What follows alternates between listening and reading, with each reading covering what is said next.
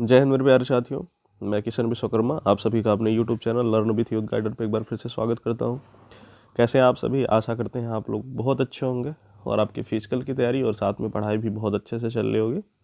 तो दोस्तों, वीडियो शुरू करने से पहले मेरी एक छोटी सी रिक्वेस्ट है कि अगर आपने अभी तक मेरे इस YouTube चैनल को सब्सक्राइब नहीं किया है तो प्लीज़ सब्सक्राइब कर दें, बेल आइकन को ज़रूर प्रेस कर दें ताकि आपको मेरी हर वीडियो का नोटिफिकेशन टाइम से मिलता रहे। जैसा कि आप सभी लोगों को पता होगा कि यूपीएसआई या किसी अन्य भर्ती से रिलेटेड जैसे ही कोई जानकारी आती है, सबसे पहले या थोड़ी देर बाद मैं आपको अवगत कराता हूँ। ठीक है, तो दोस्तों ये एक नोटिस है, विभागीय नोटिस है, जिस पे मैंने कल शाम को ही एक वीडियो बनाई थी, लेकिन उस वीडियो में चीज़ें अच्छे से क्लियर नहीं हो पाई क्योंकि वो नोटिस जैसे ही आए उस पर मैंने तुरंत ही वीडियो बना दी।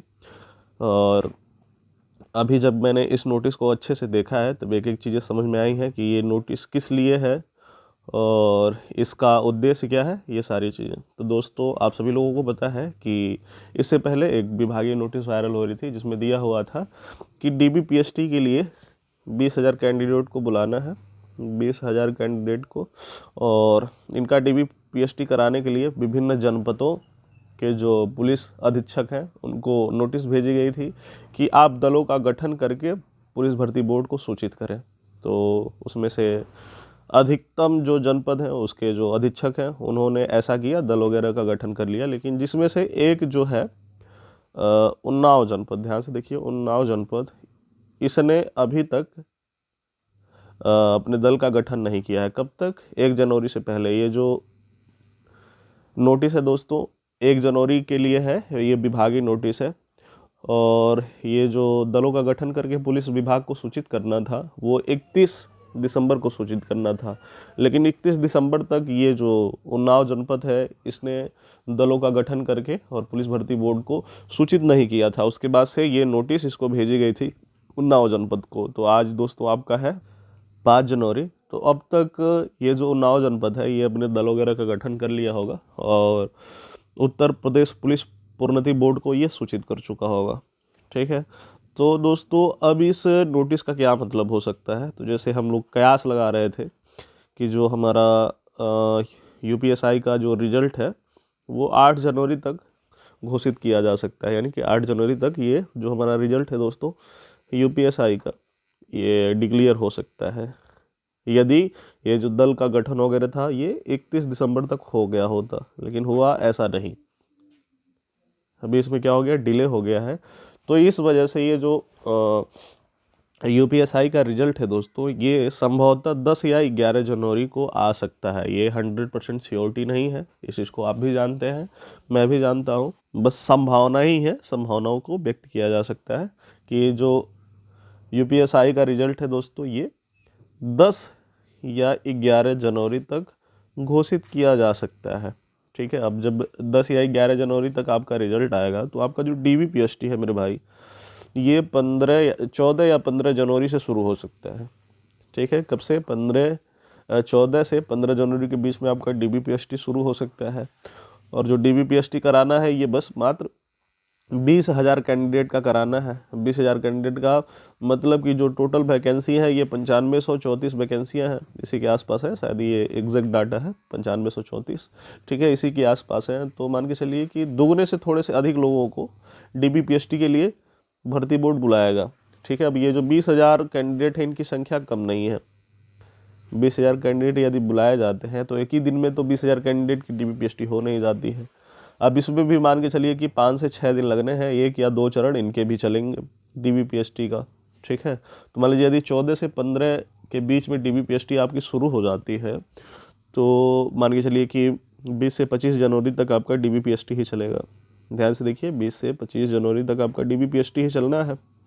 और जब 20 से 25 तक डीबीपीएसटी चलेगा उसके बाद से डीबी में होता क्या है कि बहुत सारे ऐसे कैंडिडेट होते हैं जिनके पास डॉक्यूमेंट्स जो उन्होंने अपलोड किया है वो नहीं होते हैं, उसमें कुछ त्रुटियां होती हैं। तो जो बोर्ड होता है इनको कुछ मौका देता है कि आप जो ओरिजिनल डॉक्यूमेंट है उसको सही करा लीजिए या जो आपने अपलोड किया है उसको ला के सबमिट कर दीजिए। तो यदि मौका मिलेगा तो मान के चलिए कि ये 30 जनवरी तक का इनको मौका मिल सकता है अपने जो ओरिजिनल डॉक्यूमेंट्स है वो जो समिति का गठन किया है उसको उसके सामने पेश करने का।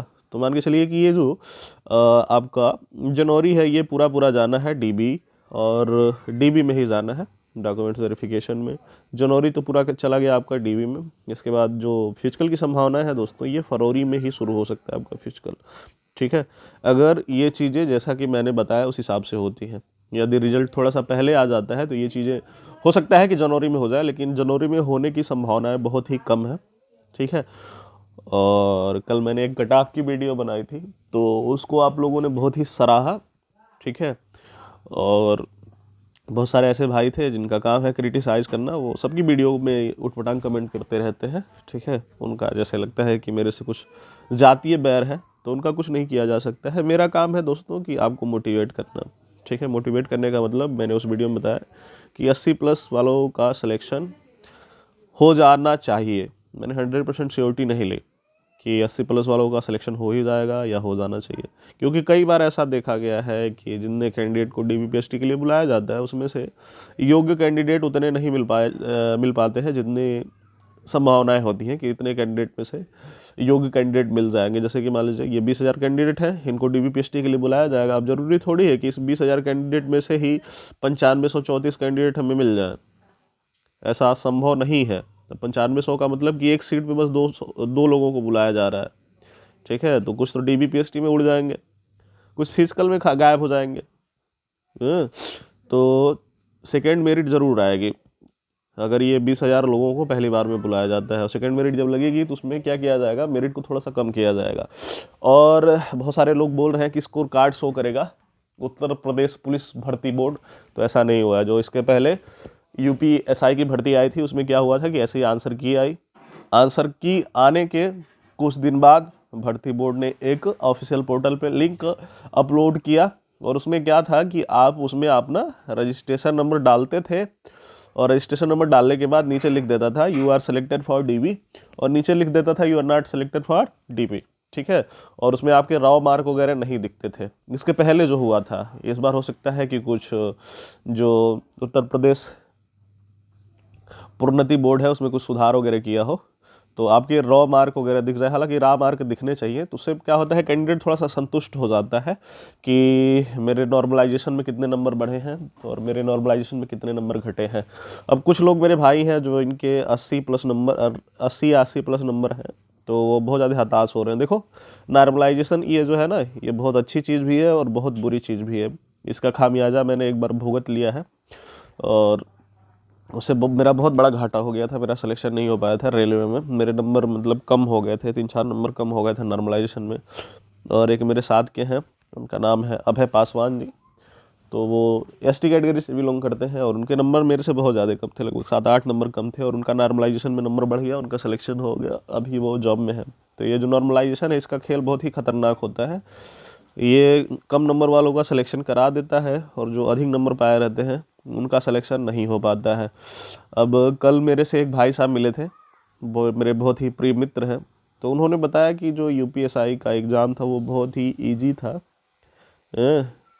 वो EWS कैटेगरी से आते हैं, और उन्होंने 116 नंबर सही किया हुआ है। बहुत ही अच्छे स्टूडेंट हैं, बहुत ही मेहनती। तो इनका ये कहना था कि जो UPSI में मैथ पूछी गई थी एकदम हलवा थी, और बस वैसे ही जो वैल्यू थे इसको पुट करने पे कैलकुलेशन करके 1-2 स्टेप चलने के बाद से क्या हो जा रहा था कि आंसर आ जा रहा था। और इनका जो एग्ज़ाम था मेरे भाई, ये बिल्कुल शुरू में था। कब था? शुरू में था। ये जो फर्स्ट स्टेज शुरू हुआ था वही 12 तारीख के आसपास इनका एग्ज़ाम था, तो हो सकता है इनकी शिफ्ट थोड़ी ईजी रही हो। अब ये उम्मीद करें कि इनका नंबर बढ़ेगा, 116 नंबर पा रहे हैं और कह रहे हैं कि मैथ बहुत ईजी था इनके शिफ्ट में, तो ये उम्मीद करें कि इनके नंबर जो है वो बढ़ जाए नॉर्मलाइजेशन में, तो ऐसा इनके साथ चमत्कार नहीं होगा, ठीक है। और मैं अपनी बात कर दूं कि मेरा 113 नंबर सही हो रहा है, ऑल ओवर 113 नंबर मेरे सही हो रहे हैं, और मैं 24 तारीख को मेरा पेपर था मॉर्निंग शिफ्ट में, पहली शिफ्ट में मेरा पेपर था, ठीक है। सभी लोगों को पता है कि ये जो 14 वाली थी शिफ्ट, ये थोड़ी सी टफ शिफ्ट थी, बहुत ज़्यादा टफ नहीं थी और बहुत ज़्यादा मतलब इजी भी नहीं थी, मतलब इसको कह सकते हैं मॉडरेट शिफ्ट थी, और जिसमें GS और हिंदी ने मेरा बेड़ा गर्क कर दिया। अगर ये थोड़े से सही हुए होते तो मैं अभी 120 या 125 लेके आया होता, जैसे कि उम्मीद किया था मैंने इस परीक्षा से कि मैं कम से कम 130 तो सही कर ही लूँगा, लेकिन ऐसा नहीं हो पाया। हिंदी और जीएस ने मेरा बेड़ा गर्क कर दिया। ठीक है, तो अब अगर कोई मुझे बोले कि आप तुम्हें नॉर्मलाइजेशन का फ़ायदा मिलेगा या नहीं मिलेगा, तो मुझे बिल्कुल मिलना चाहिए, क्योंकि जो मेरी शिफ्ट थी वो टफ शिफ्ट थी। ठीक है, और 113 नंबर है, तो मान के चलो कि यदि 7-8 नंबर मेरे बढ़ जाते हैं तो वही नॉर्मलाइजेशन के बाद वही मतलब मान के चलो कि 120 या 125 प्रश्न मेरे सही हो सकते हैं आफ्टर नॉर्मलाइजेशन। वही मान के चलो कि नंबर मेरे ऑल ओवर हो जाएंगे 12 चौक 48, 12 चौक 48 नहीं, एक नंबर 2.5 मार्क्स का था, तो इसमें अगर 2.5 मार्क्स का मैं मल्टीप्लाई कर दूं तो वही मान के चलो कि 230 या 240 नंबर मेरे संभवतः सही होने चाहिए।